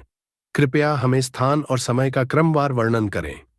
सूत जी बोले, महर्षियों, देवताओं की पूजा और यज्ञ आदि कर्मों का फल घर में करने पर भी मिलता है, लेकिन अगर ये कर्म गौशाला में किए जाएं तो घर की तुलना में 10 गुना अधिक फल मिलता है। जलाशय, तालाब, नदी के किनारे करने से यह फल और बढ़ जाता है। वहीं बेल, तुलसी और पीपल के पास किया गया कर्म जलाशय के किनारे किए गए कर्म से भी 10 गुना अधिक फल देता है। देवालय का स्थान इससे भी 10 गुना श्रेष्ठ माना गया है। मंदिर से 10 गुना श्रेष्ठ तीर्थ नदी का किनारा होता है और उससे भी 10 गुना अधिक फल सप्तगंगा नामक पवित्र नदियों के किनारे मिलता है। सप्तगंगा में गंगा, गोदावरी, कावेरी, ताम्रपर्णी, सिंधु, सरयू और नर्मदा शामिल हैं। समुद्र का किनारा इन नदियों से भी अधिक पवित्र माना गया है और पर्वत की छोटी समुद्र तट से भी अधिक पवित्र होती है। लेकिन सबसे महत्वपूर्ण स्थान वही होता है जहां मन को शांति और सुकून मिले। अब समय की बात करें, सत्ययुग में की गए यज्ञ और दान का पूरा फल मिलता था। त्रेता युग में यह फल 3/4, द्वापर युग में आधा और कलयुग में केवल 1/4 ही प्राप्त होता है। कलयुग के अंत में यह फल और भी कम हो जाता है। जो व्यक्ति पवित्र और शुद्ध मन से सत्कर्म करता है, उसे हर दिन समान फल प्राप्त होता है। लेकिन यदि कोई सत्कर्म सूर्य संक्रांति के दिन करे तो उसका फल 10 गुना अधिक होता है। यह लाभ विषुव 21 मार्च और 22 सितंबर को, जब दिन और रात बराबर होती है, कि दिन होता है। रात बराबर होते हैं कि समय और बढ़ जाता है। कर्क संक्रांति के दिन किया गया पुण्य कर्म विषुव से 10 गुना अधिक फल देता है। मकर संक्रांति का पुण्य कर्म उससे भी अधिक, चंद्र ग्रहण के समय किया गया पुण्य उससे भी अधिक और सूर्य ग्रहण के समय किया गया पुण्य सबसे अधिक फल देता है। सूर्य ग्रहण के समय स्नान, दान और जप करने से विशेष पुण्य मिलता है, क्योंकि यह समय नकारात्मक शक्तियों के प्रभाव को कम करने वाला होता है। जन्म नक्षत्र के दिन और व्रत समाप्त होने के दिन भी सूर्य ग्रहण के समान पुण्यकारी होते हैं। लेकिन महापुरुषों की सत्संग का समय तो करोड़ों सूर्य ग्रहण से भी अधिक पवित्र माना जाता है। योगी, संत और विद्वान ब्राह्मण पूजा के योग्य होते हैं, क्योंकि वे पापों का नाश करने में सहायक होते हैं। विशेष रूप से वह ब्राह्मण जो 24 लाख गायत्री मंत्रों का जप कर चुका हो, सभी प्रकार के पुण्य फल देने में सक्षम होता है। दान देने का भी महत्व बताया गया है। बिना मांगे दिया गया दान सबसे श्रेष्ठ होता है और पूरा फल देता है। यदि कोई याचना के बाद दान दे तो उसका आधा ही फल मिलता है। सेवक को दिया गया दान केवल 1/4 फलदायक होता है। यदि कोई निर्धन ब्राह्मण हो तो उसे दिया गया दान इस पृथ्वी पर 10 वर्षों तक सुख प्रदान करता है और यदि वह ब्राह्मण वेद वेदता हो तो यह दान स्वर्ग में भी 10 वर्षों तक दिव्य सुख देता है। दान के लिए शुद्ध धन महत्वपूर्ण होता है। धर्मपूर्वक कमाया गया धन ही श्रेष्ठ माना गया है। क्षत्रियों के लिए शौर्य से, वैश्यों के लिए व्यापार से और शूद्रों के लिए सेवा से कमाया हुआ धन उचित होता है। स्त्रियों को जो धन उनके पिता या पति से प्राप्त हो वह उनके लिए श्रेष्ठ होता है। 12 महीनों में 12 वस्तुओं का दान करना चाहिए। गौ, भूमि, तिल, सोना, घी, वस्त्र, अन्न, गुड़, चांदी, नमक, लौकी, कुष्मांड और कन्या। गोदान से सभी प्रकार के पाप मिटते हैं और पुण्य बढ़ता है। भूमि दान से प्रतिष्ठा मिलती है, तिल दान से बल और आयु बढ़ती है, सोना देने से स्वास्थ्य सुधरता है, घी देने से शरीर पुष्ट होता है, वस्त्र दान से आयु लंबी होती है, अन्न देने से अच्छा भोजन प्राप्त होता है, चांदी देने से ताकत बढ़ती है, नमक देने से स्वादिष्ट भोजन मिलता है और लौकी, कुष्मांड देने से शरीर को पोषण मिलता है। कन्यादान को सबसे बड़ा दान माना गया है क्योंकि यह जीवन भर सुख और पुण्य देता है। जो व्यक्ति वेद शास्त्रों के ज्ञान को समझकर यह मानता है कि कर्मों का फल अवश्य मिलता है, वही सच्चा आस्तिक कहलाता है। जो व्यक्ति भय के कारण धर्म का पालन करता है, उसकी आस्तिकता निम्न श्रेणी की मानी जाती है। दान, तप और यज्ञ किसी भी रूप में किए जाएं, वे पुण्य देने वाले होते हैं। यदि किसी के पास धन न हो तो वह मंत्र जाप, व्रत या तीर्थ यात्रा द्वारा भी पुण्य कमा सकता है। जो कुछ भी देवताओं की भक्ति और श्रद्धा से किया जाता है वह पुण्यदायी होता है और अच्छे फल देता है। मनुष्य को हमेशा दान और तपस्या करनी चाहिए। अपने घर को स्वच्छ और सुंदर रखना भी पुण्य का कार्य माना गया है। जो भी दान किया जाए वह पूरी श्रद्धा और भक्ति से किया जाना चाहिए ताकि यह इहलोक और परलोक दोनों में सुख और मोक्ष प्रदान करे। अध्याय 16। आर्षियों ने बोला, साधु शिरोमणे, अब आप हमें पार्थिव प्रतिमा की पूजा का विधान बताइए जिसके फलस्वरूप समस्त अभीष्ट वस्तुओं की प्राप्ति होती है। सूतजी बोले, महर्षियों, तुम लोगों ने बहुत उत्तम प्रश्न पूछ लिया है। पार्थिव प्रतिमा का पूजन सदा संपूर्ण मनोरथों को प्रदान करने वाला है एवं दुख का तत्काल निवारक है। मैं उसका वर्णन करता हूं, तुम सभी उसको ध्यान से सुनो। इस भूतल पर पृथ्वी आदि की बनी हुई देय प्रतिमाओं की पूजा अभीष्टदायक मानी गई है। निश्चय ही इसमें पुरुषों का और स्त्रियों का भी अधिकार है। नदी, पोखरे अथवा कुएं में प्रवेश करके पानी के भीतर से मिट्टी ले आए, फिर गंध चूर्ण के द्वारा उसका संशोधन करे और शुद्ध ममंडप में रखकर उसे महीन पीसे और साने। इसके पश्चात हाथ से प्रतिमा बनाकर दूध से उसका सुंदर संस्कार करे। उस प्रतिमा में अंग प्रत्यंग अच्छी तरह प्रकट हुए हों एवं वह सभी प्रकार के अस्त्र शस्त्रों से संपन्न बनाई गई हो। तदनंतर उसे पद्मासन पर स्थापित करके आदर पूर्वक उसका पूजन करे। गणेश, सूर्य, विष्णु, दुर्गा और शिव की प्रतिमा का, शिव का एवं शिवलिंग का द्विज को सदा पूजन करना चाहिए। षोडशोपचार पूजन जनित फल की सिद्धि के लिए 16 उपचारों द्वारा पूजन करना चाहिए। पुष्प से प्रोक्षण और मंत्र पाठ पूर्वक अभिषेक करे। अघनी के चावल से नैवेद्य तैयार करे। सारा नैवेद्य एक कुड़व लगभग पाव भर होना चाहिए। घर में पार्थिव पूजन के लिए एक कुड़व और बाहर किसी मनुष्य द्वारा स्थापित शिवलिंग के पूजन के लिए एक प्रस्थ सेर भर नैवेद्य तैयार करना आवश्यक है। देवताओं द्वारा स्थापित शिवलिंग के लिए 3 सेर नैवेद्य अर्पित करना उचित है और स्वयं प्रकट हुए स्वयंभू लिंग के लिए 5 सेर। ऐसा करने पर पूर्ण फल की प्राप्ति समझनी चाहिए। इस प्रकार सहस्त्र बार पूजा करने से द्विज सत्य लोक की प्राप्ति कर लेता है। 12 अंगुल चौड़ा, इससे दूना एवं 1 अंगुल अधिक अर्थात 25 अंगुल लंबा तथा 15 अंगुल चौड़ा लोहे या लकड़ी का बना हुआ जो पात्र होता है उसे विद्वान पुरुष शिव बोलते हैं। उसका 8वां भाग प्रस्थ बोला जाता है जो 4 कुड़व के बराबर माना गया है। मनुष्य द्वारा स्थापित शिवलिंग के लिए 10 प्रस्थ, ऋषियों द्वारा स्थापित शिवलिंग के लिए 100 प्रस्थ और स्वयंभू शिवलिंग के लिए 1 सहस्त्र प्रस्थ नैवेद्य निवेदन किया जाए तथा जल, तेल आदि एवं गंध द्रव्यों की भी यथा योग्य मात्रा रखी जाए तो यह उन शिवलिंगों की महापूजा बताई जाती है। देवता अभिषेक करने से आत्मशुद्धि होती है। गंध से पुण्य की प्राप्ति होती है।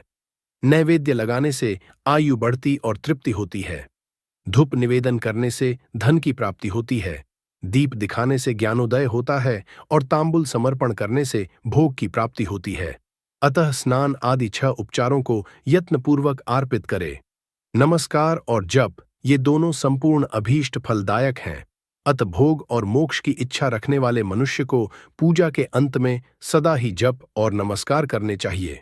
मनुष्य को चाहिए कि वह सदा पहले मन से पूजा करके फिर उन देवताओं के लोकों की प्राप्ति होती है तथा उनके अवान्तर लोक में भी यथेष्ट भोग की वस्तुओं की उपलब्धता होती है। अब मैं उस विशेष फलों का वर्णन करता हूं जो देव पूजा से प्राप्त होती है। द्विजो, तुम लोग श्रद्धापूर्वक सुनो। विघ्नराज गणेश की पूजा से भूलोक में उत्तम अभीष्ट वस्तु की प्राप्ति होती है। शुक्रवार को श्रावण और भाद्रपद मासों के शुक्ल पक्ष की चतुर्थी को और पौष मास में शतभिषा नक्षत्र के आने पर विधिपूर्वक गणेश जी की पूजा करनी चाहिए।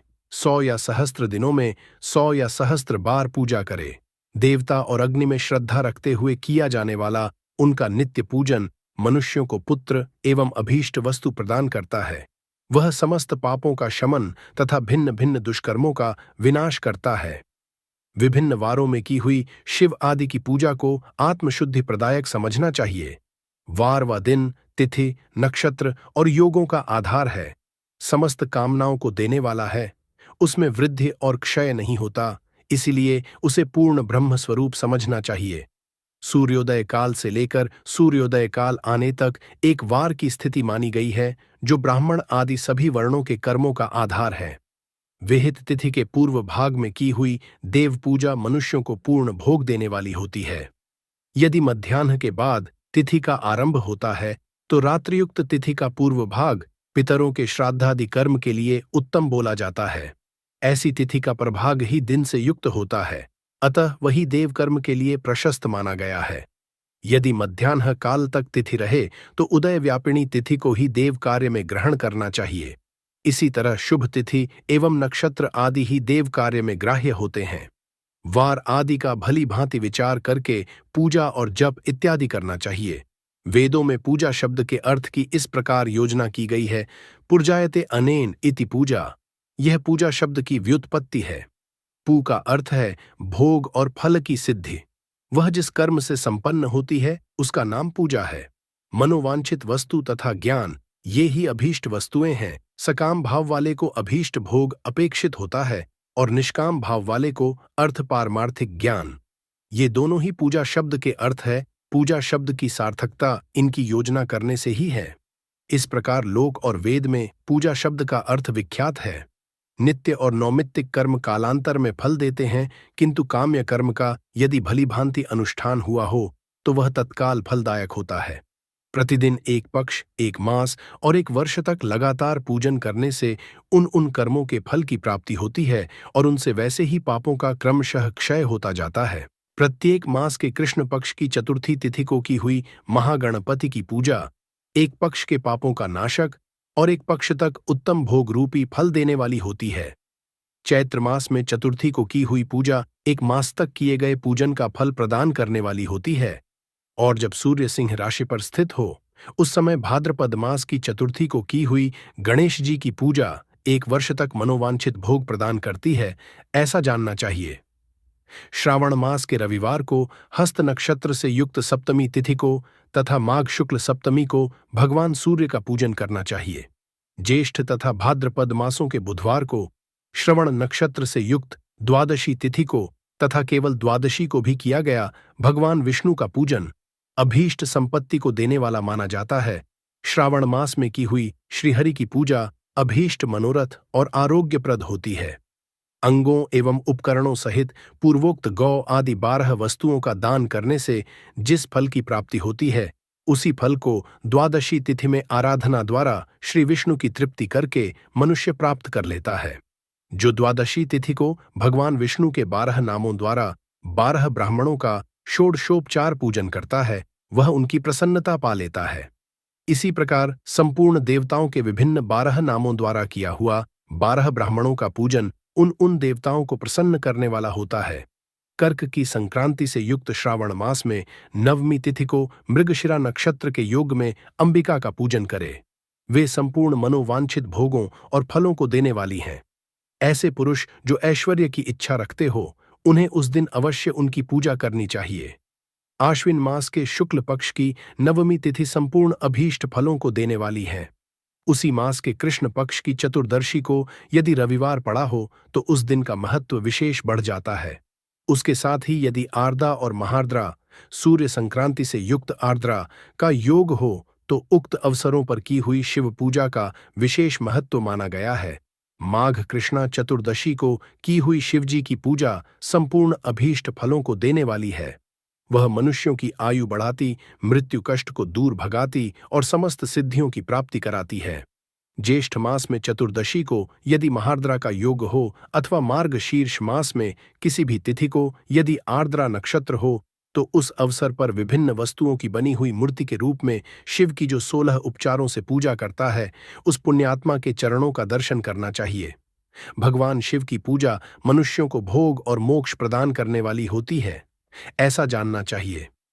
कार्तिक मास में प्रत्येक वार और तिथि आदि में महादेव जी की पूजा का विशेष महत्व रखती है। कार्तिक मास आने पर विद्वान पुरुष दान, तप, होम, जप और नियम आदि के द्वारा समस्त देवताओं का षोडशोपचारों से पूजन करे। उस पूजन में देव प्रतिमा, ब्राह्मण तथा मंत्रों का उपयोग आवश्यक है। ब्राह्मणों को भोजन कराने से भी वह पूजन कर्म संपन्न होता है।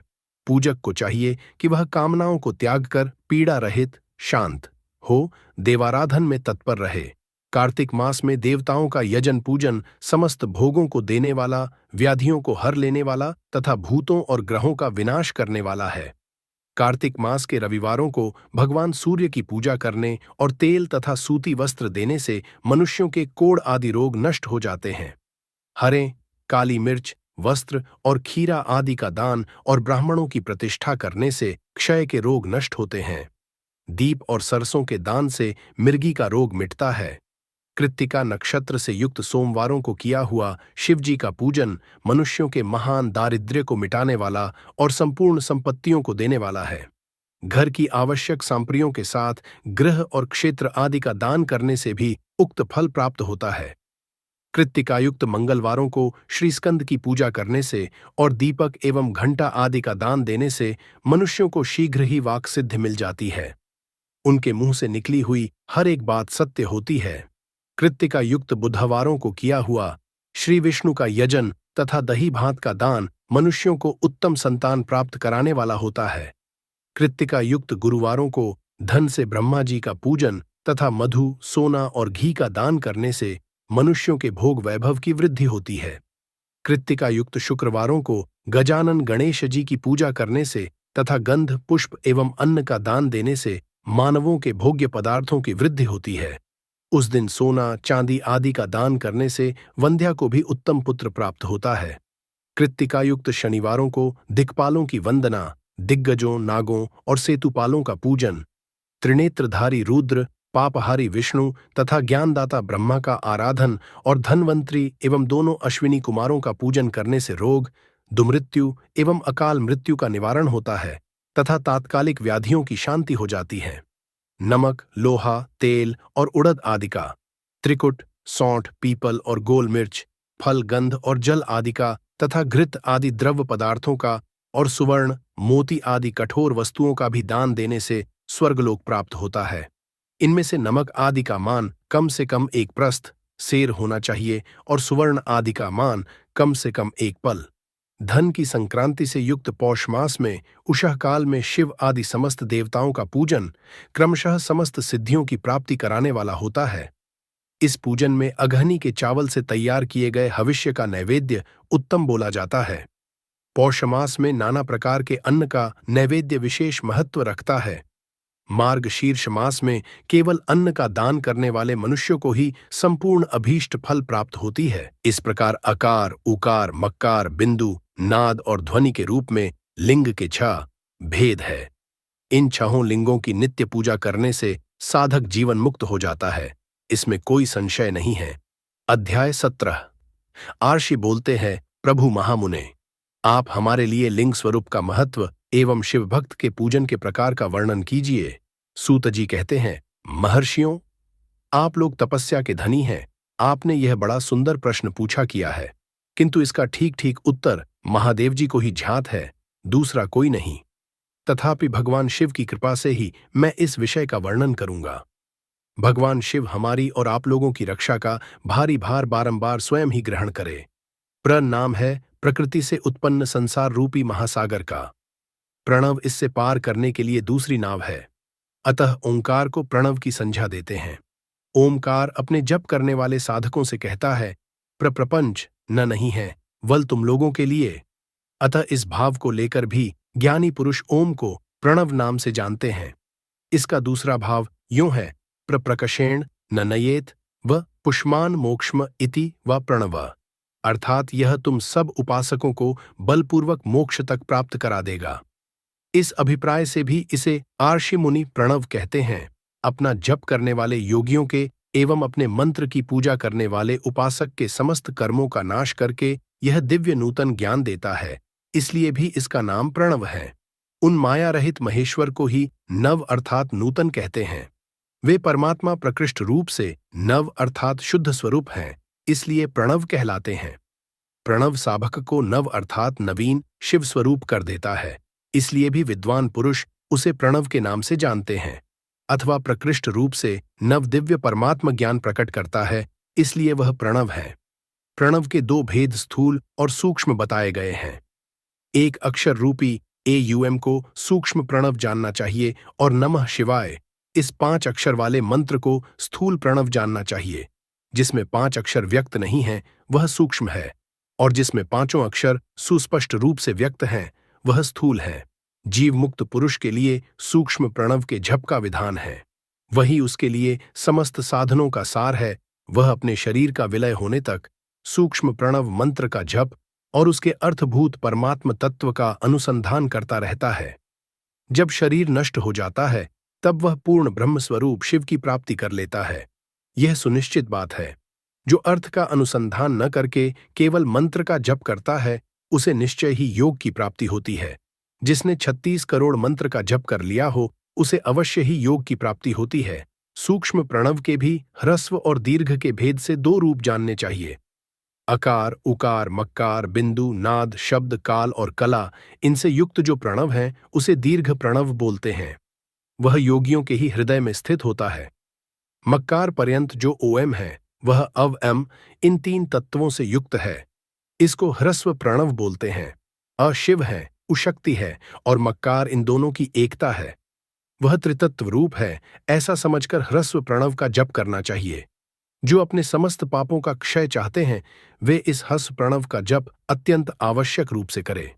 पृथ्वी, जल, तेज, वायु और आकाश, ये 5 भूत तथा शब्द, स्पर्श आदि इनके 5 विषय, यह सभी मिलकर 10 वस्तुएं मनुष्यों की कामना के विषय हैं। इनकी आशा मन में लेकर जो कर्मों के अनुष्ठान में संलग्न है वह 10 प्रकार के पुरुष प्रवृत्त कहलाते हैं, तथा जो निष्काम भाव से शास्त्र विहित कर्मों का अनुष्ठान करते हैं वे निवृत्त कहे गए हैं। प्रवृत्त पुरुषों को ह्रस्व प्रणव का ही जप करना चाहिए और निवृत्त पुरुषों को दीर्घ प्रणव का। व्याहतियों तथा अन्य मंत्रों के आदि में इच्छा के अनुसार शब्द एवं कला से भरपूर प्रणव का उच्चारण करना चाहिए। वेद के आदि में और दोनों संध्याओं की उपासना के समय भी ओंकार का उच्चारण करना चाहिए।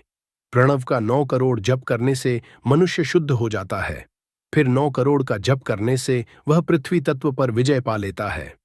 तत्पश्चात पुनः 9 करोड़ का जप करके वह जल तत्व को जीत लेता है। पुनः 9 करोड़ जप से अभी तत्व पर विजय पाता है। तदनंतर फिर 9 करोड़ का जप करके वह वायु तत्व पर विजयी होता है। फिर 9 करोड़ के जप से आकाश को अपने अधिकार में कर लेता है। इसी प्रकार 9 करोड़ का जप करके वह क्रमशः गंध, रस, रूप, स्पर्श और शब्द पर विजय पाता है। इसके पश्चात फिर 9 करोड़ का जप करके अहंकार को भी जीत लेता है। इस प्रकार 108 करोड़ प्रणव का जप करके उद्य संस्कार, मातृकान्यास तथा षड्व शोधन आदि के साथ संपूर्ण न्यास फल उसे प्राप्त हो जाता है। प्रवृत्ति तथा प्रवृत्ति निवृत्ति से मिश्रित भाव वाले पुरुषों के लिए स्थूल प्रणव का जप ही अभीष्ट साधक होता है। क्रिया, तप एवं जप के योग से शिव योगी 3 प्रकार के होते हैं, जो क्रमशः क्रिया योगी, तपो योगी और जप योगी कहलाते हैं। जो धन आदि वैभवों से पूजा सामग्री का संचय करके हाथ आदि अंगों से नमस्कारादि किया करते हुए इष्ट देव की पूजा में लगा रहता है, वह क्रिया योगी कहलाता है। पूजा में संलग्न रहकर जो परिमित भोजन करता, बाह्य इंद्रियों को जीतकर वश में किए रहता और मन को भी वश में करके परद्रोह आदि से दूर रहता है, वह तपोयोगी कहा जाता है। इन सभी सद्गुणों से युक्त होकर जो सदा शुद्ध भाव से रहता एवं समस्त काम आदि से दोष रहित हो शांत चित्त से निरंतर जप किया करता है, उसे महात्मा पुरुष जपयोगी मानते हैं। जो मनुष्य 16 प्रकार के उपचारों से शिवयोगी महात्माओं की पूजा करता है, वह शुद्ध होकर सालोक्य आदि के क्रम से उत्तरोत्तर उत्कृष्ट मुक्ति को प्राप्त कर लेता है। द्विजो, अब मैं वर्णन करता हूं जपयोग का। तुम सभी लोग ध्यान से सुनो। तपस्या करने वाले के लिए जप का उपदेश किया गया है, क्योंकि वह जप करते करते अपने आप को निष्पाप कर लेता है। ब्राह्मणों, पहले नमः पद हो, उसके बाद चतुर्थी विभक्ति में शिव शब्द हो तो पंचतत्वात्मक नमः शिवाय मंत्र होता है। इसे शिव पंचाक्षर कहते हैं। यह स्थूल प्रणव रूप है। इस पंचाक्षर के जप से ही मनुष्य संपूर्ण सिद्धियों को प्राप्त कर लेता है। पंचाक्षर मंत्र के आदि में ओंकार लगाकर ही सदा उसका जप करना चाहिए। द्विजो, गुरु के मुख से पंचाक्षर मंत्र का उपदेश पाकर जहां सुखपूर्वक निवास किया जा सके, ऐसी उत्तम भूमि पर महीने के पूर्व पक्ष शुक्ल में प्रतिपदा से आरंभ करके कृष्ण पक्ष की चतुर्दशी तक निरंतर जप करता रहे। माघ एवं भादों के महीने का अपना विशिष्ट महत्व है। यह समय सभी समयों से उत्तमोत्तम माना गया है। साधक प्रतिदिन एक बार परिमित भोजन करे, मौन रहे, इंद्रियों को अपने वश में रखे, अपने स्वामी एवं माता पिता की नित्य सेवा सत्कार करे। इस नियम से रहकर जप करने वाला पुरुष एक सहस्त्र जप से शुद्ध हो जाता है, अन्यथा वह आरणी होता है। भगवान शिव का निरंतर चिंतन करते हुए पंचाक्षर मंत्र का 5 लाख बार जप करे। जपकाल में इस प्रकार ध्यान करे, कल्याणदाता भगवान शिव कमल के आसन पर विराजमान हैं। उनका मस्तक श्री गंगा जी एवं चंद्रमा की कला से सुशोभित है। उनकी बाईं जांघ पर आदिशक्ति भगवती उमा बैठी है। वहां खड़े हुए बड़े बड़े गण उनकी शोभा बढ़ा रहे हैं।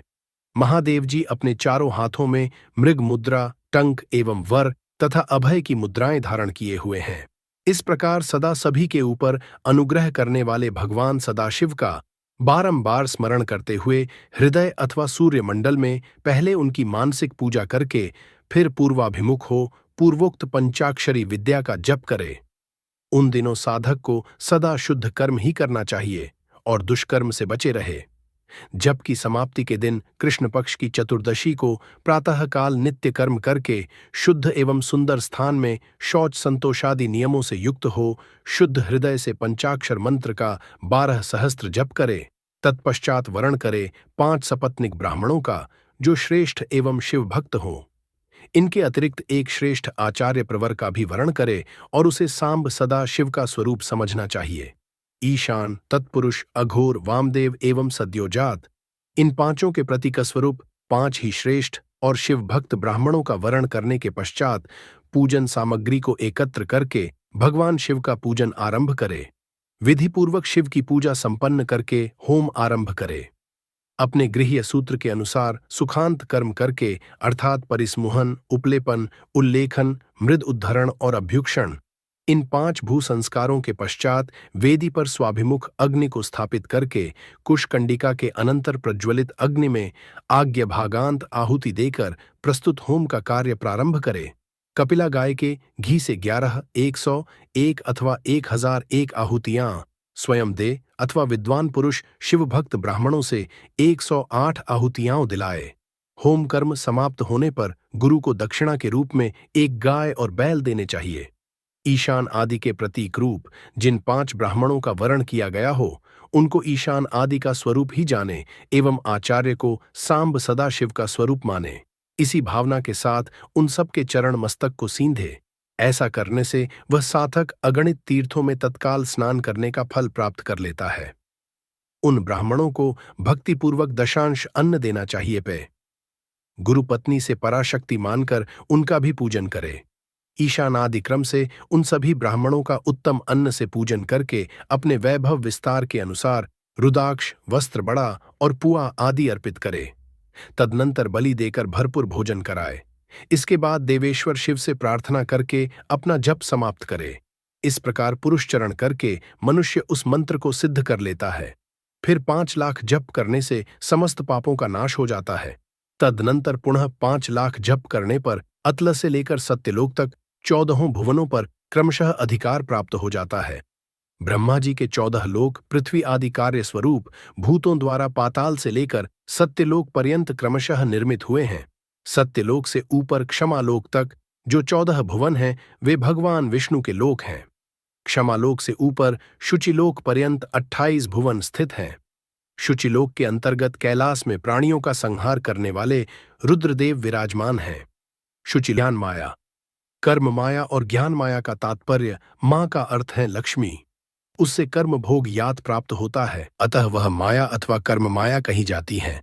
इसी प्रकार मां अर्थात लक्ष्मी से ज्ञान भोग बात अर्थात प्राप्त होता है, इसलिए उसे माया या ज्ञान माया बोला गया है। उपर्युक्त सीमा से नीचे ही नश्वर भोग है और ऊपर नित्य भोग। उससे नीचे ही तिरोधान अथवा ली है, ऊपर नहीं। वहां से नीचे ही कर्ममय पाशों द्वारा बंधन होता है। ऊपर बंधन का सदा अभाव है। उससे नीचे ही जीव सकाम कर्मों का अनुसरण करते हुए विभिन्न लोकों और योनियों में चक्कर काटते रहते हैं। उसे ऊपर के लोकों में निष्काम कर्म का ही भोग बोला गया है। बिंदु पूजा में तत्पर रहने वाले उपासक वहां से नीचे के लोकों में ही विचरण करते हैं। उसके ऊपर तो निष्काम भाव से शिवलिंग की पूजा करने वाले उपासक ही जाते हैं। जो एकमात्र शिव की उपासना में तत्पर हैं, वे उससे ऊपर के लोकों में जाते हैं। वहां से नीचे जीव कोटि है और ऊपर ईश्वर कोटि। नीचे संसारी जीव निवास करते हैं और ऊपर मुक्त पुरुष। नीचे कर्मलोक हैं एवं ऊपर ज्ञानलोक। ऊपर मद एवं अहंकार का नाश करने वाली नम्रता है, वहां जन्मजनित तिरोधान नहीं है। उसका निवारण किए बिना वहां किसी का प्रवेश संभव नहीं है। इस प्रकार तिरोधान का निवारण करने से वहां ज्ञान शब्द का अर्थ ही प्रकाशित होता है। आदि भौतिक पूजा करने वाले लोग उससे नीचे के लोकों में ही चक्कर काटते हैं। जो आध्यात्मिक उपासना करने वाले हैं वे ही उससे ऊपर को जाते हैं। जो सत्य अहिंसा आदि धर्मों से मुक्त हो भगवान शिव के पूजन में तत्पर रहते हैं, वे काल चक्र को पार पा लेते हैं। काल चक्रेश्वर की सीमा तक जो विराट महेश्वर लोक बताया गया है, उससे ऊपर वृषभ के आकार में धर्म की स्थिति है। वह ब्रह्मचर्य का मूर्तिमान रूप है। उसके 4 पाद सत्य, शौच, अहिंसा और दया है। वह साक्षात शिवलोक के द्वार पर खड़ा है। क्षमा उसके सींग है, शम कान है, वह वेद्य निरूपी शब्द से विभूषित है। आस्तिकता उसके दोनों नेत्र हैं, विश्वास ही उसकी श्रेष्ठ बुद्धि एवं मन है। क्रिया आदि धर्म रूपी जो वृषभ है वे कारण आदि में स्थित हैं, ऐसा जानना चाहिए। उस क्रिया रूप वृषभाकार धर्म पर कालातीत शिव आरूढ़ होते हैं। ब्रह्मा, विष्णु और महेश्वर की जो अपनी अपनी आयु है उसी को दिन कहते हैं। जहां धर्म रूपी वृषभ की स्थिति है उससे ऊपर न दिन है और न रात्रि। वहां जन्म मरण आदि भी नहीं है। वहां फिर से कारण स्वरूप ब्रह्मा के कारण सत्यलोक पर्यंत 14 लोक स्थित हैं, जो 5 भौतिक गंध आदि से परे है। उनकी सनातन स्थिति है। सूक्ष्म गंध ही उनका स्वरूप है। उनसे ऊपर फिर कारण रूप विष्णु के 14 लोक स्थित हैं। उनसे भी ऊपर फिर कारण रूपी रुद्र के 28 लोकों की स्थिति मानी गई है। फिर उनसे भी ऊपर कारणेश शिव के 56 लोक विद्यमान हैं। तदनंतर शिव सम्मत ब्रह्मचर्य लोक हैं और वहीं 5 आवरणों से युक्त ज्ञानमय कैलाश हैं, जहां 5 मंडलों, 5 ब्रह्म कलाओं और आदिशक्ति से संयुक्त आदिलिंग प्रतिष्ठित हैं। उसे परमात्मा शिव का शिवालय कहा गया है। वही पराशक्ति से युक्त परमेश्वर शिव निवास करते हैं। वे सृष्टि, पालन, संहार, तिरोभाव और अनुग्रह इन 5 कृत्यों में प्रवीण हैं। उनका श्री विग्रह सच्चिदानंद स्वरूप है। वे सदा ध्यान रूपी धर्म में ही स्थित रहते हैं और सदा सभी पर अनुग्रह करते हैं। वे स्वात्मा राम हैं और समाधि रूपी आसन पर आसीन हो नित्य विराजमान होते हैं।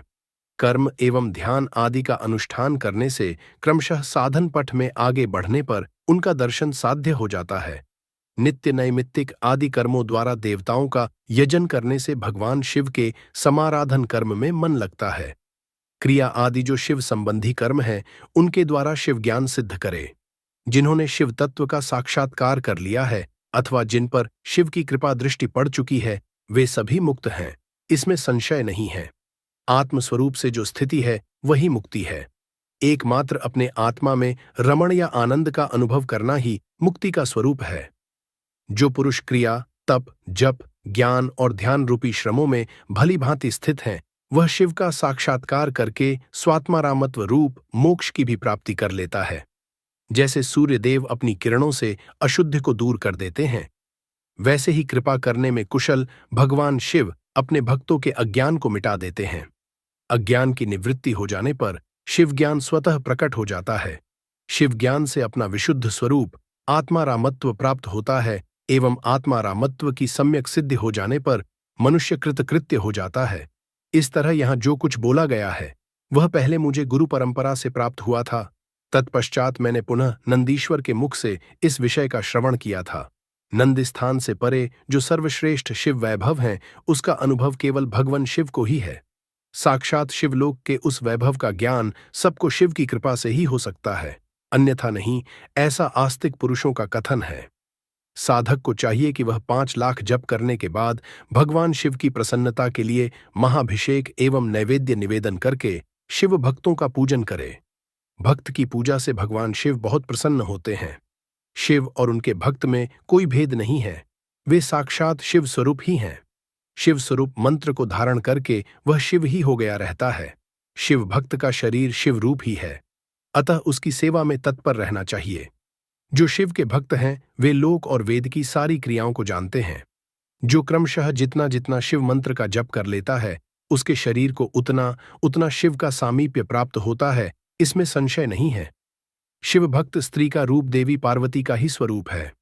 वह स्त्री जितना मंत्र जपती है उसे उतना ही देवी का सानिध्य प्राप्त होता जाता है। शिव पुराण की तरह आपको गरुड़ पुराण जरूर सुनना चाहिए, वरना आप बहुमूल्य ज्ञान से वंचित रह जाएंगे।